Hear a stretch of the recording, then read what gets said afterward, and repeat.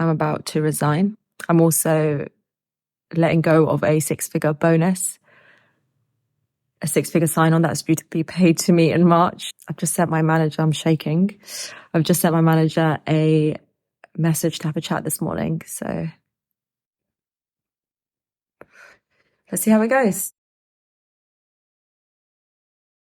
I spent the last 9 years climbing the corporate ladder, getting promoted, taking on more responsibilities, asking for pay rises, negotiating bigger bonuses. And then earlier this year, I decided to walk away. I decided to leave investment banking for good. And to date, it was the hardest decision I've ever had to make. And making it just 2 months before receiving what would have been the largest bonus of my career probably makes it seem like I had lost my mind to anyone on the outside. The truth is that even I didn't know if I was making the right decision or if everything would turn out okay. But what I did know is that if I didn't take the chance, I would live to regret it. As Obama famously said, you don't have to be 100% certain to make a decision. Gather all the ideas, the information, gather all the perspectives to get you to 51%. And once you reach that point, make the decision and find peace in the fact that your choice was based on the information that you had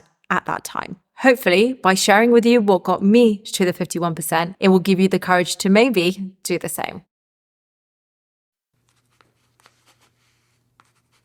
Throughout the 9 years I spent in banking, there were a handful of people who I really enjoyed working with. And one of those people was a woman who worked in the same team as me. She had been doing the job for nearly 20 years. She loved what she did. And she kind of took on this mentorship role with me. She told me how things were done. She sat back with me after work to answer my questions. She gave me the lowdown on all the office politics. And then about 7 months after I joined the bank, one evening in the office, her phone rang. She picked it up, put the phone down and walked away from her desk. And as soon as she left, my manager called me into another room. He told me I had just been promoted and then explained the details of my new position. I told him that it sounded very similar to her role and that we're now covering the exact same clients. So what's the difference? And he clarified that she was with HR and had just been let go. At a time where I should have been celebrating, I just got promoted, I found myself in a situation that was completely the polar opposite, and it changed my whole perspective on professional life. I learned that the company you work for ultimately doesn't owe you anything but a paycheck. And in this particular instance, yes, great, I was on the fortunate side. But next year, the tables could turn, and who's to say I won't be on the other side? They say you're only as good as the hours you can dedicate when you're working for someone else, and the amount that you earn is directly tied to your time. But the issue is that even your time isn't in your control. And I realized that I can never truly be financially independent and financially free so long as I'm letting someone else have more control over my financial life than I do.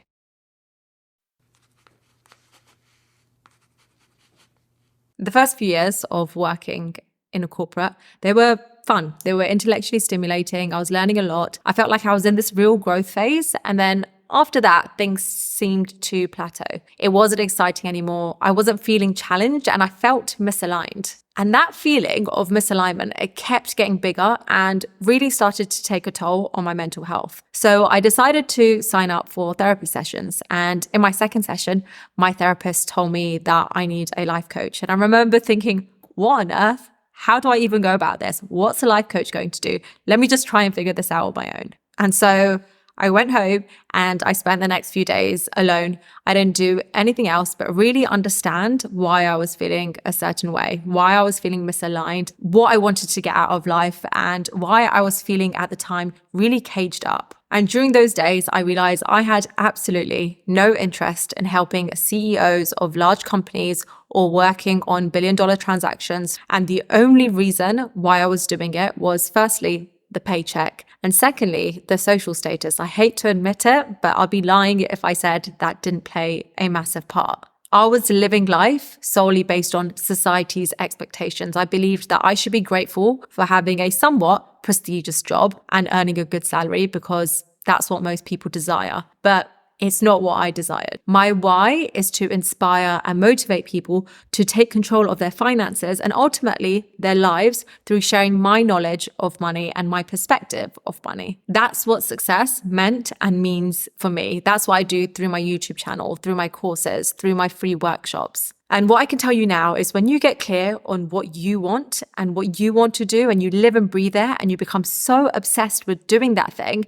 nothing else matters. Whilst that 6-figure bonus, which I'll talk about more in a second, was incredibly, incredibly hard to walk away from, I had got to a point where no amount of additional money would be able to keep me away from living my why. From the outside, every single person I spoke to told me I should reconsider what I'm about to do. And every single person told me to stay for a little bit longer so that I could at least get paid that bonus. But at this point, my bigger meaning took over. Yes, I could go back and cave in and get that bonus, but that would be an excuse for me to stay for another year and keep getting paid to live someone else's vision rather than working on my own. When it comes to major life decisions, everyone will offer their opinions, usually with the best of intentions and based on their own experience. But if you can find time for solitude and introspection, and you can stop letting other people's opinions dictate your choices, that's when things really start falling into place. Maybe your meaning and your purpose is within your day job and you don't believe the common notion that everyone should quit.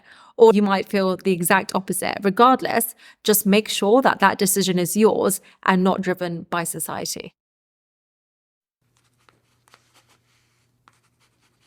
For a lot of people on social media, following your why is enough to quit your job. But if you've watched my other videos, you full well know I've never endorsed that idea on this platform. I've expressed frustration towards anything or anyone promoting the notion of leaving your job to just follow your why, implying that hard work alone will fix everything and sort everything else out. It takes a specific type of person to take that level of risk, and that person isn't me. And that's precisely why the 2 major factors I mentioned earlier weren't enough to tip the scale, because let's be honest, bills exist, mortgage or rent payments exist, responsibilities exist. That's just a part of life. And that is why I wasn't able to leave sooner than I did. I stayed in banking for longer than I wanted to because my salary was paying for me to build up an emergency fund. It was paying for all of my investments, my stocks and shares, property. It was paying for all the experiments I was doing behind the scenes on my side hustles. And yes, I took a huge pay cut at the time that I resigned. It was an 84% pay cut,